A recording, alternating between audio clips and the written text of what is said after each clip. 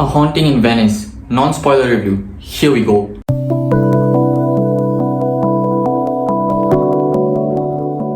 Yo, what's good guys? Welcome back to my channel. I'm K.V Productions. I talk about entertainment, and today I'm going to do a non-spoiler review of A Haunting in Venice.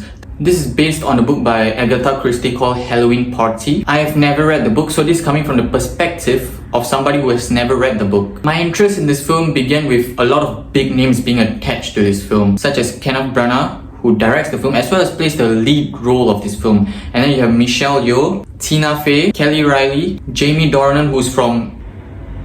yeah, you get the point, those films. And he's also from these films. Ridley Scott was one of the producers for this film, so I had certain levels of expectations before going into this film. And after watching this film, I must say, it has exceeded those expectations. This is a whodunit story, just like Knives Out and Glass Onion, but with a bit of horror blended into the story. So here's a quick plot synopsis of this film. This film happens in Venice, 1947 on Halloween.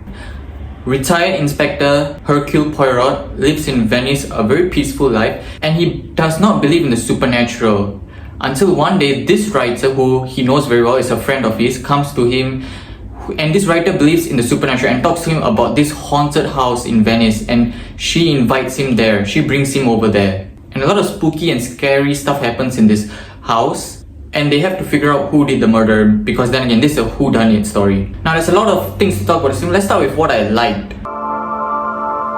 There's a lot that I liked in this film. Each and every individual character was very well developed in the story. There was a lot of emotion brought to the screen by each and every character. Let's talk about cinematography. I think the cinematography was the best part of this film for me. Especially the way they used chiaroscuro, a type of lighting where there's both light and dark, and that really elevated the mood of the scenes. And then you had the way the camera moves, especially the way they use fisheye lenses close to the character's face, and that's really effective, especially when they are really panicking. The dialogue was really impeccable in the story. One thing about whodunit stories is that they are known to subvert expectations, and this film really delivered that. They subverted my expectations. The acting from each and every actor was amazing, especially Kenneth Branagh, mainly because he plays the main lead role. The set designs and the costume designs were very detailed. It's evident that they did a lot of research into how Venice looked all the way back in 1947. And I also like the way they kept reinforcing the time they're in, especially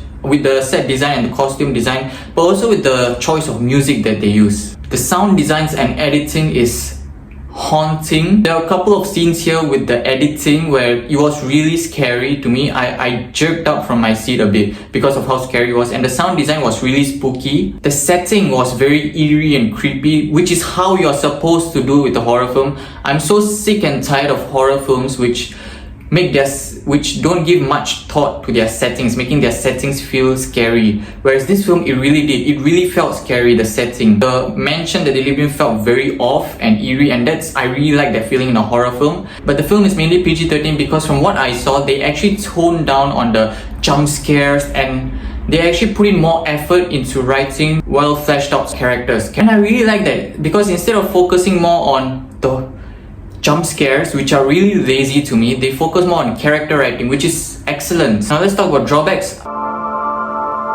The drawbacks weren't a big issue to me. I only had a few. First and foremost, the ending was fine, but I wish they would have opted out for a better ending. And secondly, a few revelations that happen because it's a whodunit, so there will be some revelations. A few of them happen to be happening behind the scenes, where these scenes were not shown to us. I wish they would have shown us some of these scenes earlier on in the film before revealing those things. Overall, a great film. It's a great whodunit story with some horror elements to it. It's a PG-13 film, and I think they did really well. I think you should watch it. It's a great film. I'll give this film an 8 out of 10. If you like this video, click the like button. If you want to see more, subscribe to my channel, and see you guys next time. You guys are always the best.